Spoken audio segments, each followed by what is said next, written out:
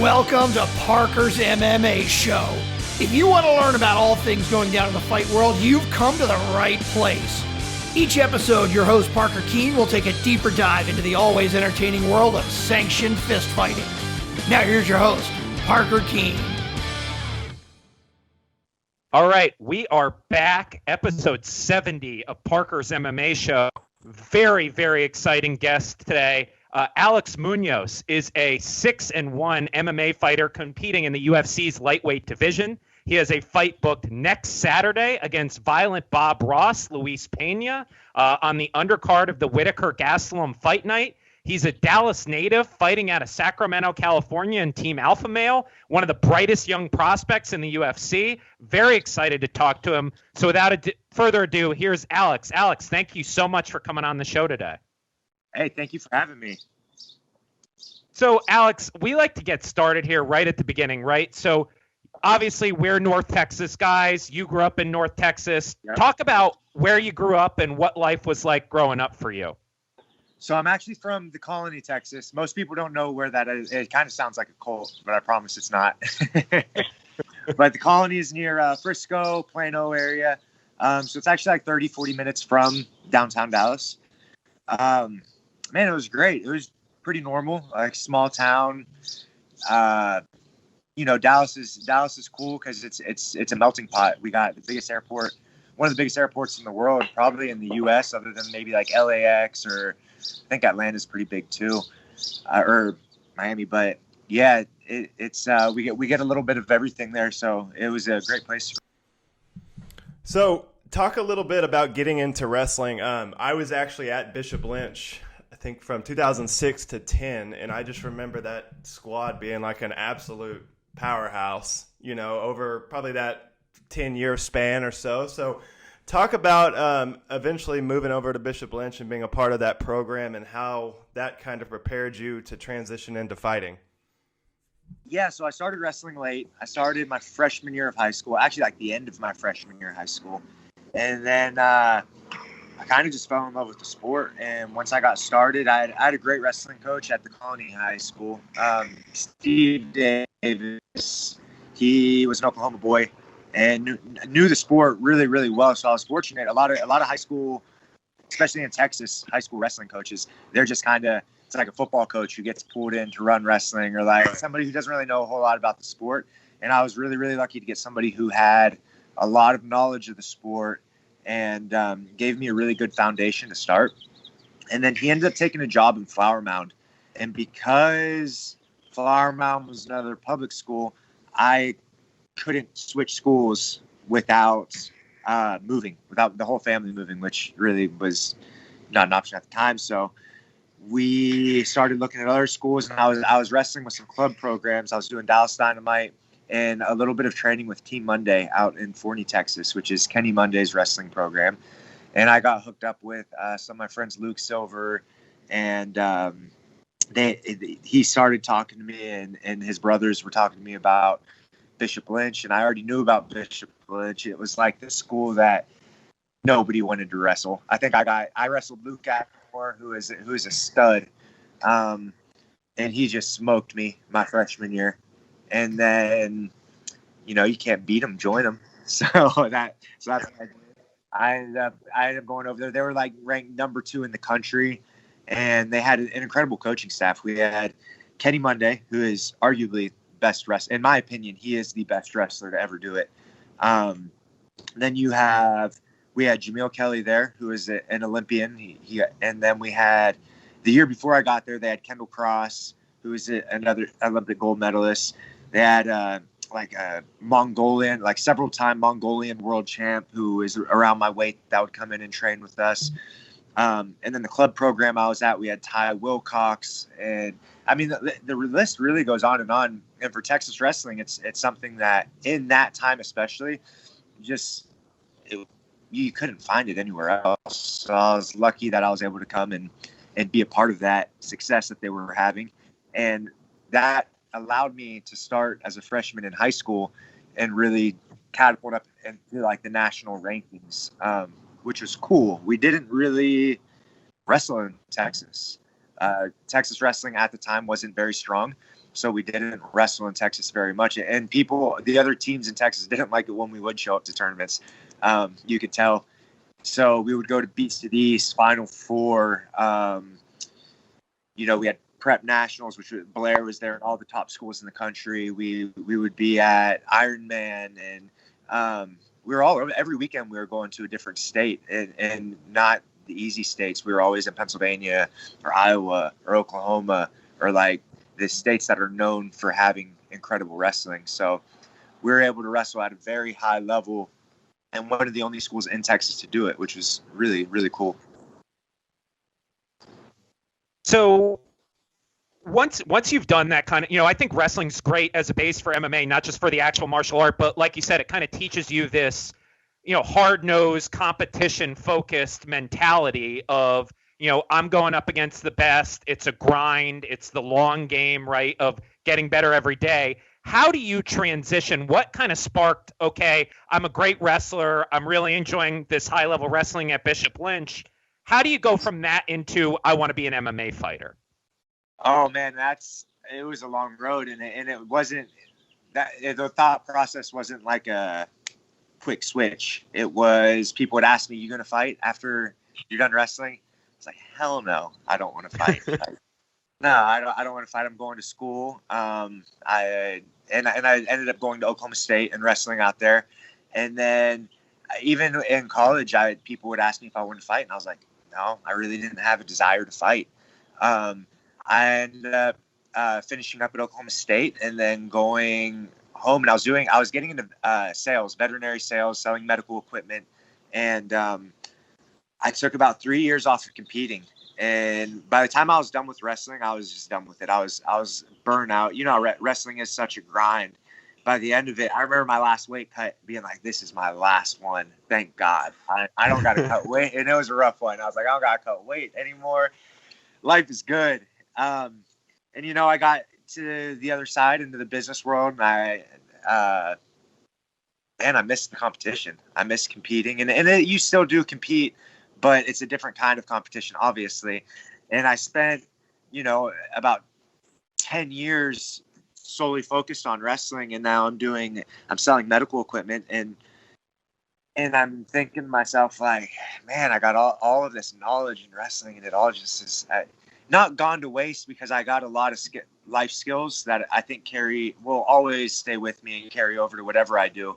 But I really missed the competition. And I remember one day after work, I was folding medical equipment. And as I was folding the equipment, I was just like kind of by myself. And I started like reminiscing and like tearing up a little bit and like get into it. Like I got really, really sad and like really missed it. And I remember just thinking like, man, dude, it was just like, it was weird how sad I got. And then like 2 days later, I got a phone call from a buddy saying that Team Takedown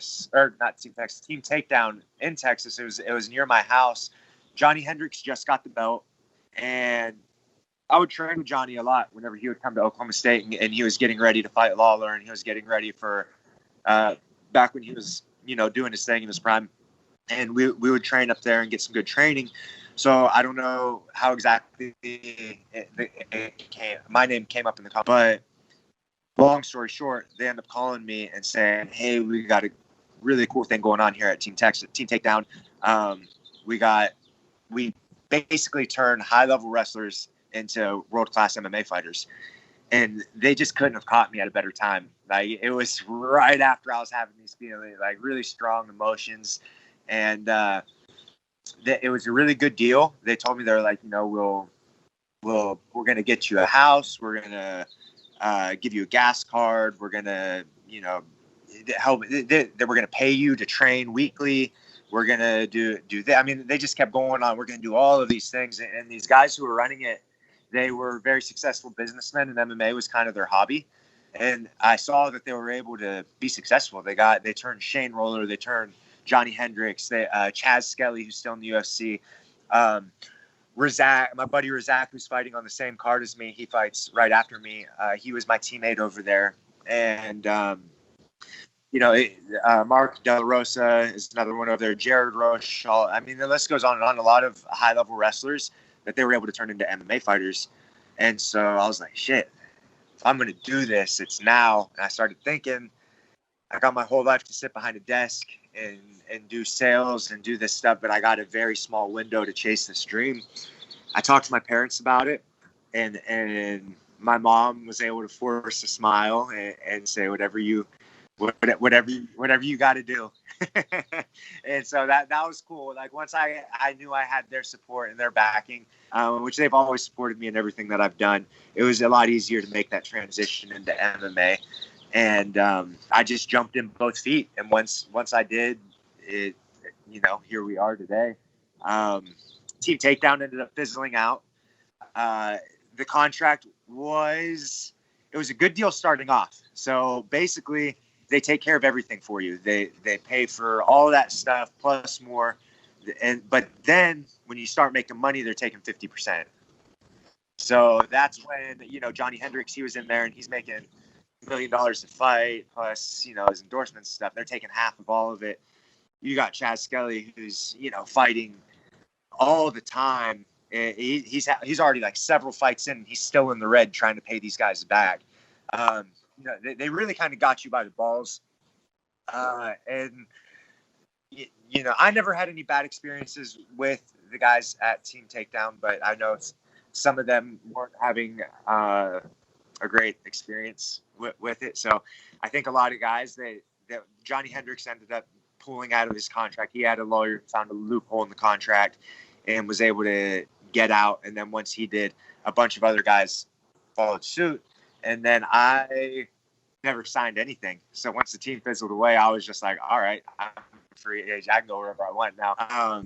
So I started checking out gyms all over the country. I was flying around. I have buddies from wrestling that I was able to just kind of like reach out to. Hey, I'm going to be in town. You guys want to train? I'm going to check out this gym, blah, blah, blah. So I was in Arizona and I was checking out Power MMA, which I think they have, like Johnny Case was there. I was able to train with him. I was meeting my buddy Jordan Oliver out there, who just made the Olympic team. Grass Jordan, yeah, he's a killer. So I was visiting Jordan. I was staying with him, visiting Power MMA. I was going to MMA Lab next, and then Jordan, as we're sitting talking, he gets a phone call from Uriah. And Uriah just sent him out a bunch of tort gear and a little care package. And they're talking on the phone. And Jordan's like, yeah, man, I want to come out and visit. I got my boy, Alex Munoz, here. He wrestled with me at Oklahoma State. Blah, start talking. And Uriah's like, yeah, bring Alex out too. So I was like, I've known about Uriah forever and looked up to him, just like I'm sure we all have. Yeah. And so I was like stoked on that. Well, when it came time to leave, Jordan had something come up and he couldn't make the trip. And Uriah asked, and I was like bummed out. I was like, shit, like, damn, we can't go. Maybe we'll go later. And Uriah asked if I would still be interested in coming. And I was like, hell yeah. So I ended up coming without Jordan.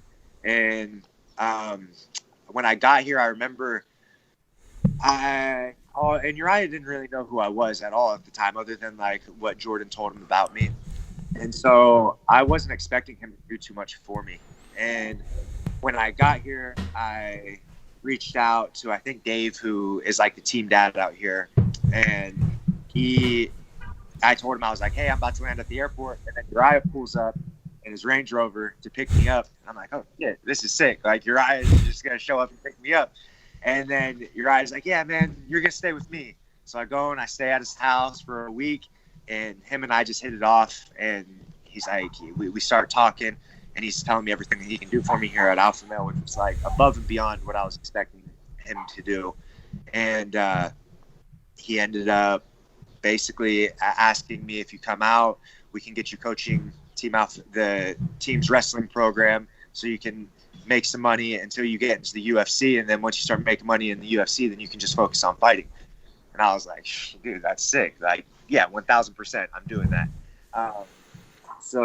Which I was actually stoked at first to work with Lance Palmer, because I thought Lance was still here coaching the wrestling program. And I was like, hell yeah, I'm going to get coached by Lance. And Lance is obviously a legend in the sport. So I was like, sick. Like, this is cool. And then once I found out Lance wasn't here anymore, it was a little bit bittersweet. I was like, cool, I get to coach, but shit, I'm not going to get coached by Lance. So that was like a little bit, like I said, bittersweet. I still wish that I would have got to spend more time under him, learning MMA from him and whatnot. But it was cool to kind of help alongside Danny Castillo, coach the wrestling pro, who is also a legend in MMA and UFC. So that was really cool. And then once I moved out here, then here we are today. Everything's kind of gone exactly how we planned. Had you fought yet by the time that you moved out to Alpha Male? Like, had you had amateur bouts and everything like that? No, so I didn't do any amateur fights. When I got to Team Takedown, I trained for like a couple months. And then our head coach, Mark Lehman, who is also like, he was in like the first UFCs announcing, and he's been around the sport forever. Great jiu-jitsu coach. I learned a ton from him. He was like, man, he's like, you're ready to fight. And I was like, all right, cool. We're going to take some amateur fights. He's like, no, we're going to get you a pro fight. I was like, oh. he's like, yeah. So I was a little bit like, oh shit, we're jumping straight into this thing. But I had such high level experienced coaches that once I could tell that they believed that I was ready, and I knew they had been around the game for so long that I just fucking trusted them. I believed in them, and I was like, all right, if they say I'm ready, then I'm ready. And I was doing good in the room and going against really high level guys and holding my own. And I knew that my first few fights weren't going to be anything like the guys I was training with, and they weren't. So luckily, I was able to just kind of lean on them and do what they were told me to do.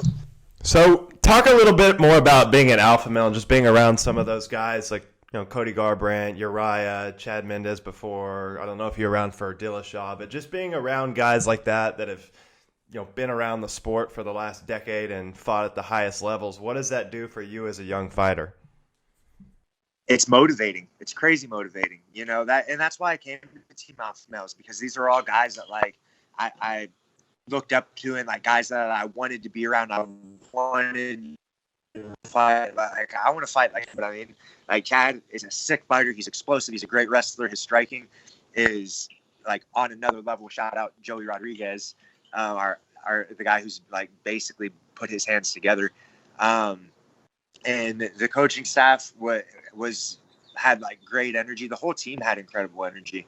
Like I said, I wrestled at Oklahoma State. I've wrestled on a lot of really high level teams and competed on a lot of really high level teams. And the energy and the family like atmosphere that we have at Team Alpha Male, I've never experienced it before. And it was really, really cool to get that and be able to like fight alongside Andre Feely and Darren Elkins and Uriah Faber and like all these guys that, you know, I had been watching and looked up to and loved their fight style. And now I get to train with them and pick from their fight styles and kind of my own, you know what I mean? So that was a huge incentive, was being able to train with some of like my heroes, so to speak, you know what I mean? Sure. So, you know, obviously you're now at Alpha Male at this point in your career. Like you said, you're training with your heroes, and you take your first fight, right? You know, no amateur fights. Take your first fight with XKO, which is, you know, probably one of the more prominent, at least in Dallas, kind of local promotions. I mean, Parker and I are like fixtures at those shows now, trying to find guys who are up and coming.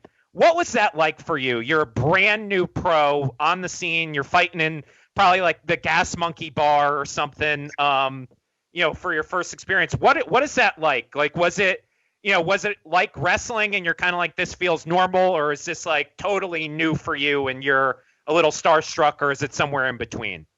Oh man, it was definitely not like wrestling. It was so. First of all, XKO was awesome. They treated me really, really well. They made me, even in my first fight, I was the main event, and they kept me main event like every time I fought with them, which was, I thought, really, really cool of them to do. And it showed that they saw something in me and some value in me that kind of like helped me believe in myself a little bit more and think like, okay, I belong here. I should be doing these things. And I think you need people like that around you, because it's a sport where you can get easily discouraged, and it's a very scary sport.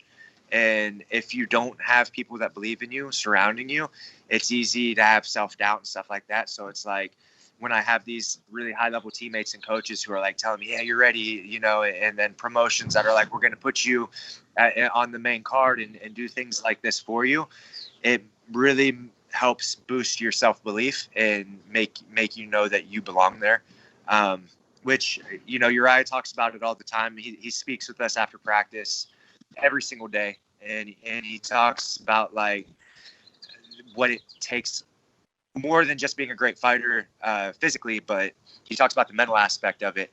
And all of his conversations kind of center around self-belief and how you have to believe in yourself no matter what you're doing, whether it's fighting or whatever your job is.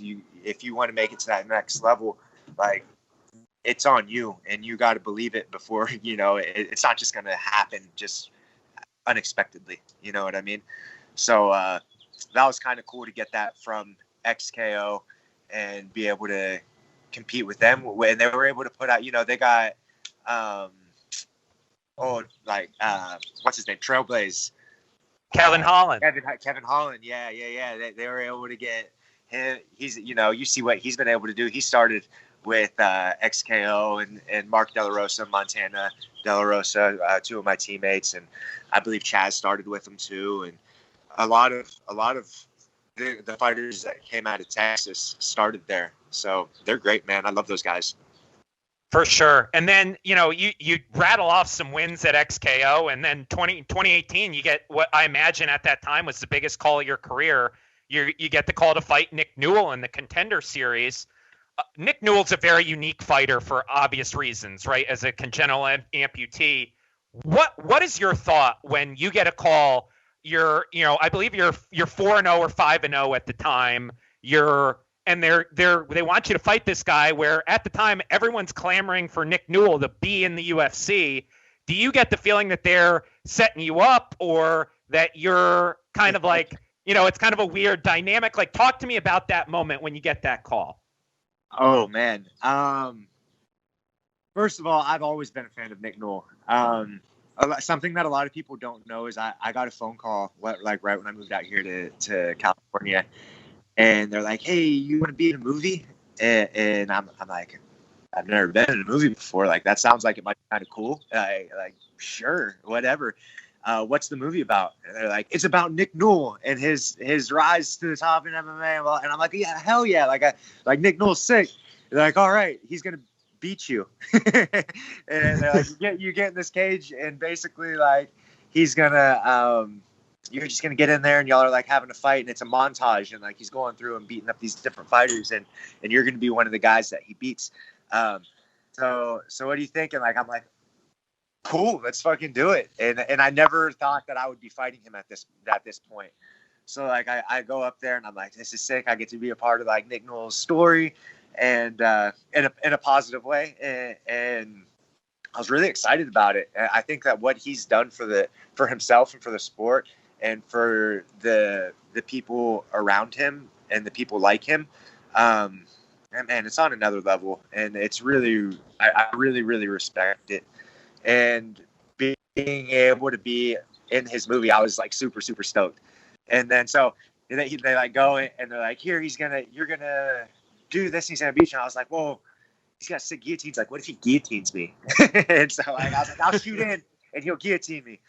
And they're like, all right. And it was Cody Christensen was the main actor. I don't know if you know who he is. He was like Teen Wolf. He's like a teen heartthrob, I guess. I didn't know who he was leading up to it. And then I got to meet him and I was like, holy shit, this guy's the real deal. So, you know, we go through it and we teach him how to like lock up a guillotine and then he chokes me out and I'm sitting there in the cage. And then like 6 months later, they offer me the fight. And I'm like, fuck. I'm like, oh, it's such a great opportunity. I wish it was anybody else. Because it really, it was a tough fight to take. And a lot of people don't know who Nick Newell is. They don't realize that he's a veteran of the sport, that he's like actually a really sick fighter. And they're just like, oh, he's got one arm. Like, this is an easy fight. If he loses, he's trash. You know what I mean? Like, and I knew that was everybody's thought process going into, like, at least like casual fans. Like that's what they're thinking. And so I'm like, fuck, I have to win this fight. And not only that, like I visualize a lot. My dad taught me as a kid, like always to visualize. He would tell me, if you can see something in your head, you can make it happen in real life. And he would tell me before bed to visualize, whatever sport I was doing, visualize doing the techniques perfect. And he would have me watch people who could do it perfect. And he would have me imagine that it was myself. And like, we did this a lot growing up. And so I just filmed a movie where I got choked out with a guillotine next like Alex Munoz, and then I had to fake, like being like, oh, I just lost. Like in my head, this is the visualization that I've done so far. So I'm like, fuck, I gotta like really, I gotta drill something else into my head. So I had to, like I do for every fight, I started visualizing it every way. Sometimes it's a grind, like it was like a 3-round, like just dog fight. Sometimes I visualize it and I see like a quick knockout. Sometimes I visualize it's a quick submission. Like, but no matter what, when I visualize, I'm always finishing the fight and getting my hand raised.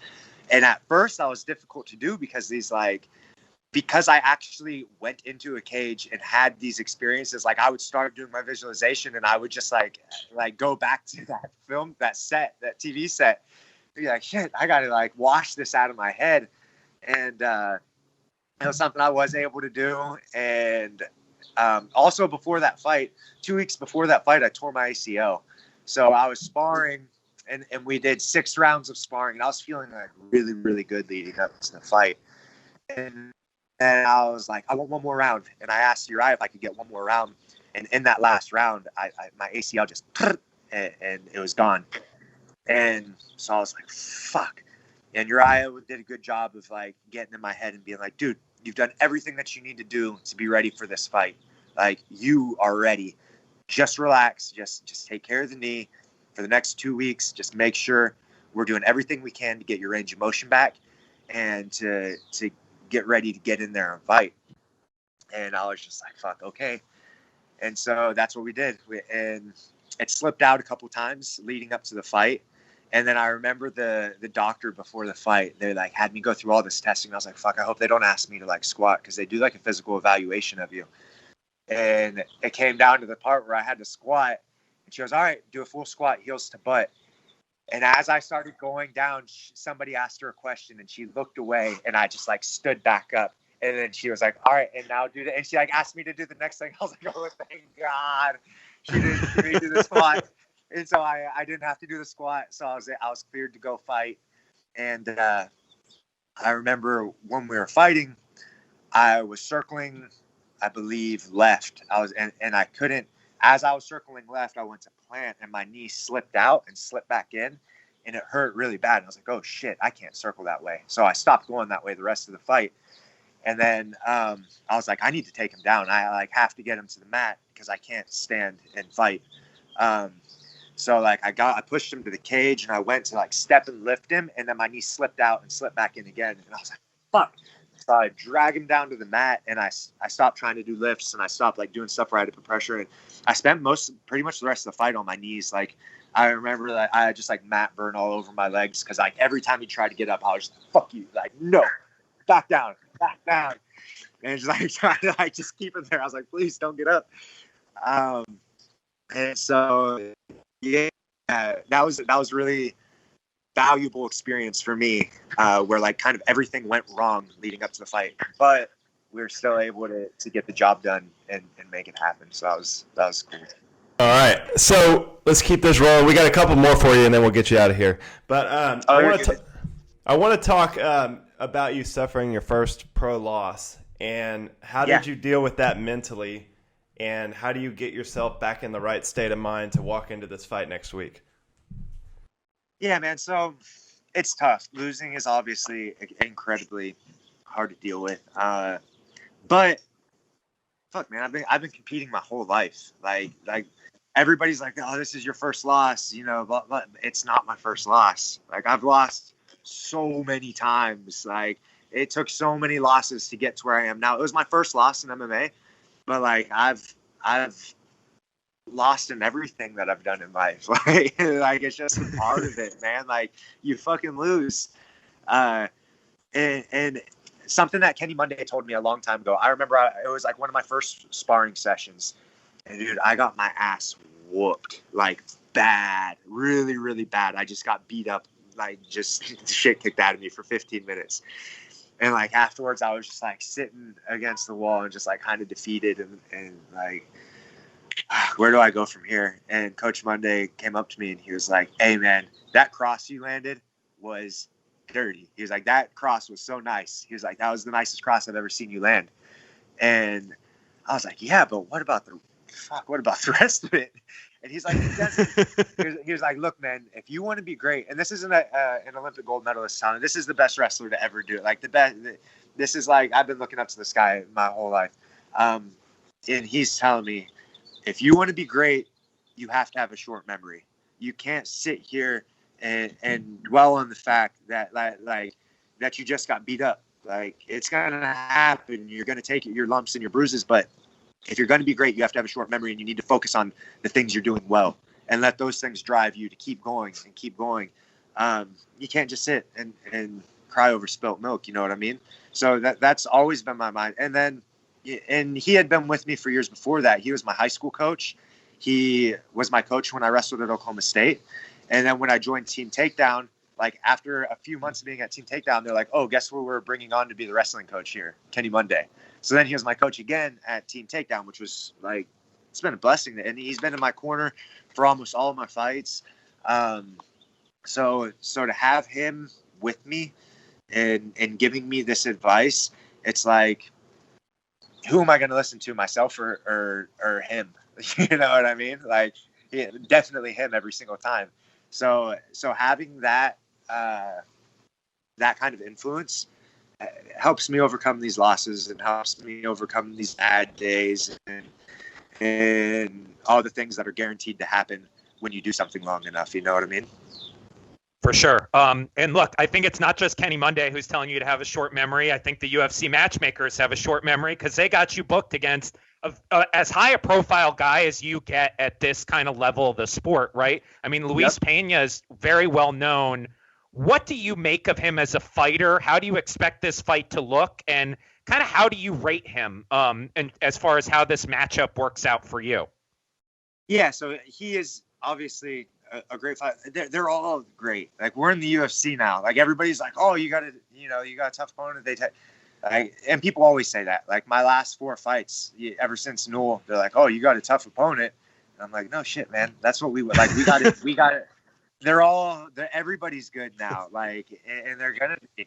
I know this. I want that. I don't want to fight bums. I don't want to fight cans. I want to test myself, and I want to prove myself at the highest level. And that's what I do every day in the room. Like I said, I came to Team Alpha Male because I want to fight with Clay Guida. I want to fight with Uriah. I want to fight with Andre Feely. I want to fight with Darren Elkins because these are the baddest dudes on the planet. And I'm competing with these guys. I'm doing well in the room with these guys. So because I know that, like, you know what, you're not going to tell me that Luis Pena is better than Andre Feely. You know what I mean? Like, and I'm training with that dude all the time. So if it's not a problem to stand across from him, it's not a problem to stand across from Pena. You know what I mean?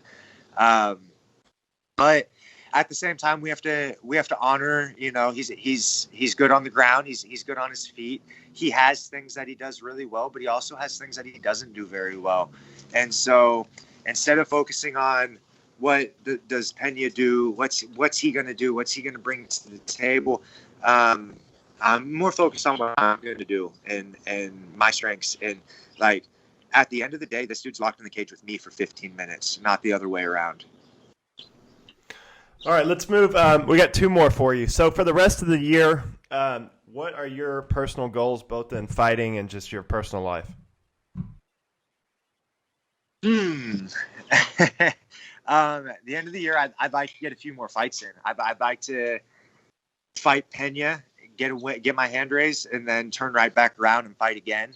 And then get another one. I'd like to fight 2 or 3 times this year. And then something I'm always trying to do is just have a lot of balance in my life. It's a very high stress job.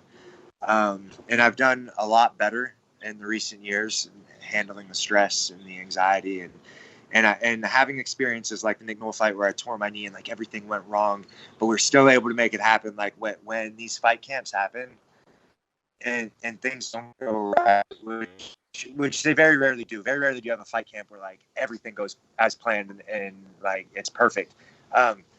It's a good reminder that like it doesn't need to be perfect. These things are supposed to happen. These little dings and that happen, and these little setbacks that happen in camp, like that's what propel you forward. And these are the things that we need to be great.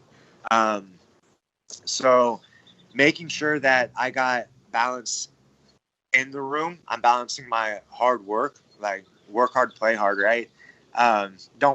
Can't play as hard as we work, but making sure that like I have my vices that healthy vices. I have my artwork that I like to do, and I like mountain biking, getting out in the mountains and getting out like kayaking, like all the getting out and doing the things that are calming to me and kind of bring me back to being myself outside of the cage are really important. And so just maintaining that balance and like not making sure I'm not taking things too seriously, because it's really easy to take things too seriously in our sport. Like I'm training 7 days a week sometimes, and I'm in 3-4 times a day a lot of times, and it's I wake up, I'm thinking about the fight. I go to practice. Before I go to practice, I'm thinking about what I'm going to work on and the different facets of the fight and how we're going to improve. And then in practice, I'm completely dialed into what to fighting. And then I leave the gym and I'm thinking about, all right, what did I do right? What did I do wrong? And how am I going to improve for the next practice? And then what do I need to do to rest and recover and heal so I can be ready for the next practice? And then I get to the next practice and it's the cycle starts all over again. What do I need to do in this practice? And then afterwards, what do I need to do to recover? And then before bed, I'm visualizing for the fight. And doing this 24/7 can be good sometimes, but also you need other things to pull you away from that and to relax your mind and get you in like a different mind state. And remember that there's more to life than fighting, and there's more to life than your job or what, you know what I mean? Like, so having that balance between staying super, super hyper focused, but then also like remembering like, even though I'm working my ass off to get to this next level, like, fuck, life is good right now. Like, remember to stop and enjoy it and like spend time with my family and my dogs over here and like do the things that really bring joy to myself. Yeah, that's a great transition, Alex. We always end the show with a set of five rounds of rapid fire questions. We try and keep it to stuff that's not about MMA. So I know one of your big interests is art. So I have 5 rounds of art-related questions for you here. Rapid fire, just first thing that comes to your mind. Let me know when you're ready. Ready. All right, first question. What age did you first start doing art projects? Oh, same age you did, like kindergarten. My dad is an incredible artist. He had me like I remember just like as a kid just sitting over his shoulder, and he has like a really, really fast hand, and it's super entertaining to watch. So I would just sit on the couch, like leaning on the arm of the couch, like looking over his shoulder while he's laying there, and he's just like moving on the sketch pad, like putting stuff together. And it was like a magic trick to me, watching him make these shapes and lines into animals and people and different things. So I started right away. What is your favorite medium to work with and why? Pencils and pens, because that's how I started. I was never like, I had certain classes in school that I enjoyed and I would focus in, and it wasn't even really the classes. It was I had certain teachers that I enjoyed and teachers that could teach to me and understood how I learned it and made class fascinating. But most of them weren't. Like most teachers had trouble like keeping me focused and keeping me like, I was a kid who was always like, can I go to the bathroom every single class period just so I could go walk the halls and like look into my friends' like classrooms and like try to distract them and like, mess around. I'm always sitting by the window and like doodling on the corner of my papers. And that's where I really started sketching, was on my homework and in my notebook. And that's where it started really for me. Who is an artist that inspires you and why? First and foremost, my dad, for sure. 1,000% my dad. He's because of how talented he is, and because he's the one that got me like hooked on it and obsessed with it. And when it like I wanted to be like him and I wanted to be able to draw like him. And he's the one that got me started. So definitely him. What is your favorite piece you have ever done? Ooh, that's tough. So I just did a Medusa one that's super cool, and I actually didn't start it. My girlfriend started it, and she's an incredible artist herself. And she does a lot of things better than me. Painting, for instance, is one of them. Like I said, I always doodled and like did stuff on my notebook, but I never really messed with paints because I can't just like be in math class and bust out, my paints out. Yeah. So she's really good at blending colors and doing things, and so she started a Medusa piece. And then a lot of times we start things and then they just like sit in the garage and we don't touch them again. And she started it and it just sat there. And then I was like, you know what, I'm going to, so we both started getting after it.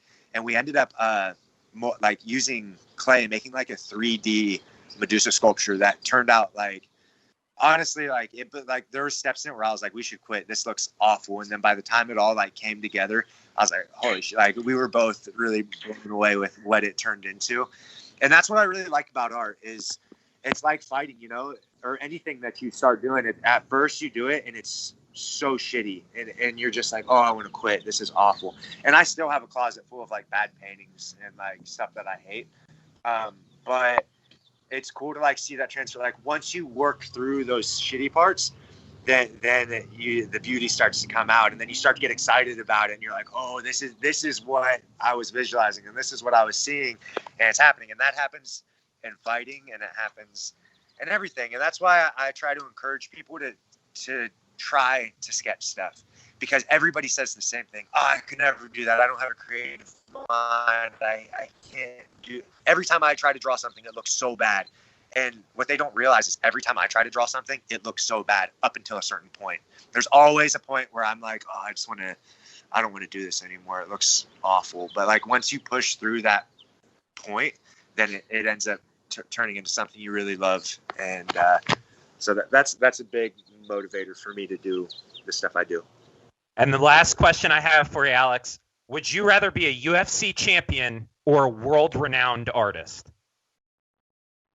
A UFC champion, absolutely. But and the reason there was a small hesitation, instantly in my head, UFC champion, but there was a small hesitation because long-term, I want to be both. I would love to retire from fight because obviously I can't do this my whole life.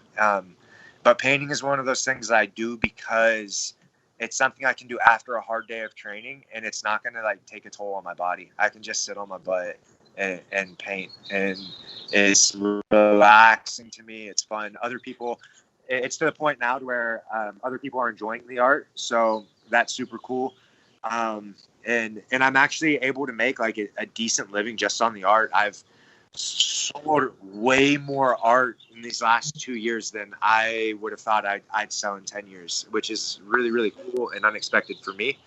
And I think that the more I fight and the more the more successful I am at MMA, the more successful of an artist I'm going to be, because it's a platform to get that art out, which is really cool also.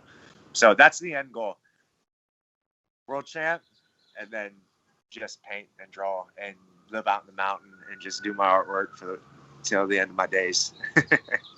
You heard it here first, folks. Alex Munoz is going to be the first world champion to have a painting in the MoMA. So, very excited. Alex, thank you so much for coming on. If you want to let the people know where to find you on social media, and then any shout outs you have, now be a Great time. Yeah, on social media, really Instagram is, with social media being as time consuming as it is, I'm really only on Instagram. So you can find me there on Alexander Munoz 55. And I post all my artwork on there from time to time. We're also starting a website with Corey McKenna, and Uriah Faber is actually also a very good artist, but we got a few people on the team. Corey, who's also just gotten to the UFC, she's an incredible artist, and the three of us are putting together a website. It's going to be I think what we settled on was UFC, which stands for Ultimate Fighter Canvases. So they can't sue us for that one. Yeah. So when the website's up, I'll be sure to post it on my page, and you can find some of my artwork on there too. Sounds great. Well, thank you so much. Again, you're fighting next week on the undercard of Whittaker Gastelum against Louis Pena. Very, very exciting fight. Very exciting for the future of the lightweight division. Parker, anything else before we get out of here? Hey, go Friars.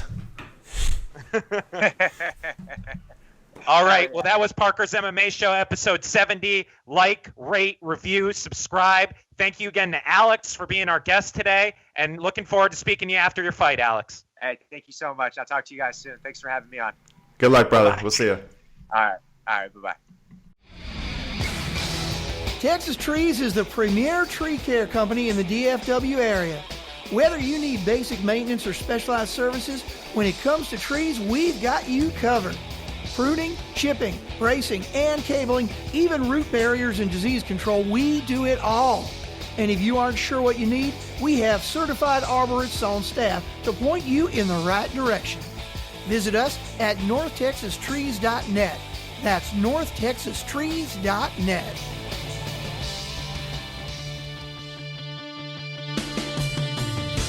Thanks for listening to Parker's MMA Show. Take a moment to rate and review on Apple Podcasts or wherever you get your podcasts, and visit ParkerKeensMMAShow.podbean.com for additional information on Parker and to stay up to date on the latest drama in the fight world. For more information and important links about today's episode, check out the show notes.